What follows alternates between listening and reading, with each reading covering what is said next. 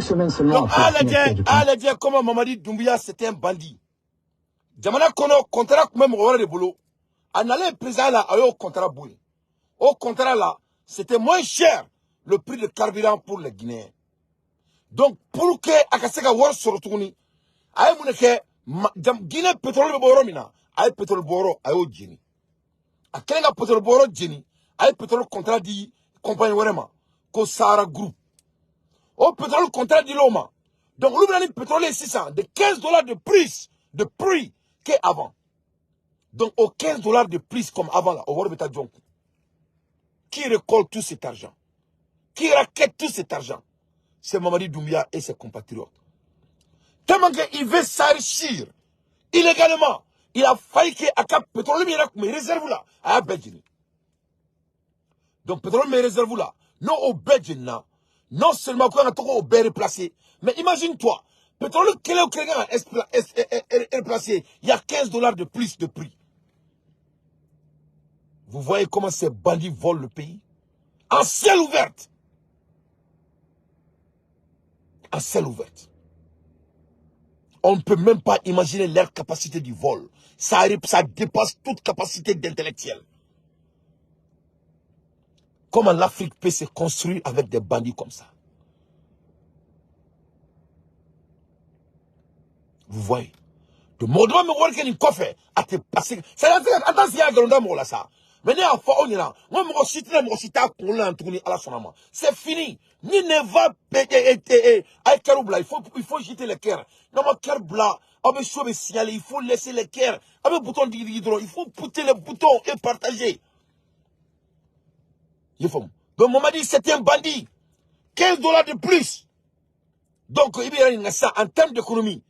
Pourquoi il va contre un gain? Il va contre un gain. Il va gagner avec Warmara. Il t'a gagné à War dépensé. Non seulement il gagne qu'à contre un c'est ce qui est plus cher. Mais au retour, à claquer au pétrole boro qu'à Belgique. Donc, c'est ça, on doit commencer tout à zéro. Vraiment, c'est grave. Donc, Ahmed Douké, Allah en son président, ni problème qu'à Amdala, Alhamdulillah, Rabbil Alamina. Maman dit, c'est un bandit. Et les Guinéens doivent se débarrasser de ces gros grands qui n'ont rien dans la crâne. De manière complètement inexplicable et irrationnelle, un avenant est signé. Et monte cette commission de Sahara Group à $115 la tonne. Elle a donc triplé en quelques semaines. Alors évidemment, même dans l'administration guinéenne, ça a rué dans les brancards. Il y a eu un rapport assassin de l'inspection générale des finances guinéennes que j'ai pu consulter et qui a dénoncé cette marge accordée à Sahara Group complètement onéreuse et qui devrait être supprimée puisqu'elle a un impact très concret sur la vie des Guinéens. Elle renchérit le litre du carburant à la pompe. Rendez-vous compte, aujourd'hui le prix du litre de carburant en Guinée est à peu près de 12 000 francs, soit 1,28 €. Sur ces 12 000 francs, 750 francs, soit à peu près 6% du total, atterrissent directement dans la poche de Sahara Group, qui, rappelons-le, n'est pas un producteur de pétrole, mais juste un trader qui clique derrière un ordinateur pour acheter du pétrole sur les marchés mondiaux et l'acheminer jusqu'en Guinée. Au total, c'est près de 10,7 millions d'euros qui vont dans la poche de Sahara Group chaque mois. Un pognon de dingue. 10,7 millions d'euros chaque mois. 10,7 millions d'euros chaque mois. Donc, si Mamadi Doumbouya vraiment veut libérer la Guinée, si Mamadi Doumbouya veut vraiment libérer la Guinée, tu te dirais que, ok, il n'y a pas de problème. On a renvoyé une autre compagnie. Il va diriger, il va, on doit se débarrasser de l'intermédiaire. Un bon leader, un bon dirigeant va se débarrasser de l'intermédiaire. Comme ça, arrête ta pétrole à la source, comme tous les nations le font. À Tokere. Donc, à Clémeka Morita, Kobla Barala, au frère Wordeta, Kawarmina la Guinée là, pétrole ça m'aurait boulot, Kasso Canadi la Guinée. Ça n'a même pas de sens. Un bandit qui est en train de s'enrichir au dos et sur le sang des pauvres Guinéens. Pose une question. Pourquoi les autorités guinéennes ont-elles fait ce cadeau à Sahara Group? Pourquoi avoir accordé une commission 10 fois plus élevée que celle accordée habituellement sur les marchés mondiaux? Est-ce que, en échange de ce cadeau fait par le gouvernement guinéen, Sahara Group aurait-il versé des pots de vin ou des rétrocommissions à certains officiels guinéens. C'est ces questions que j'ai voulu poser à la société nigériane, et donc je leur ai envoyé un mail à leur siège, et en l'absence de réponse, j'ai fini par aller toquer à la porte de leur bureau de Conakry pour essayer d'y voir plus clair. Mais moi, je vous ai envoyé un mail, c'est pour vous donner une occasion de répondre sur des choses qui peuvent quand même être compliquées, notamment le niveau de marge trader qui a été accordé entre l'État de Guinée et puis votre société.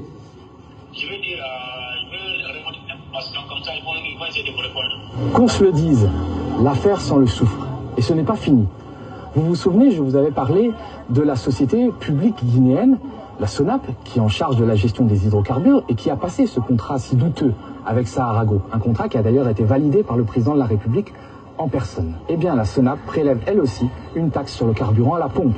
Jusqu'en 2022, cette taxe était relativement modeste. Elle se montait à seulement 20 francs guinéens le litre, ce qui permettait, selon l'inspection guinéenne des finances, à la SONAP de fonctionner tout à fait convenablement. Mais de manière là tout aussi inexplicable, en 2022, cette marge SONAP, comme on l'appelle, a été relevée de 20 francs guinéens à 150 francs, soit une augmentation de 750%. Alors, dit comme ça fait des centimes. Donc, donc non seulement, au métal pétrole 100, et trois fois le prix, que ta pétrole 100, 3 fois le prix.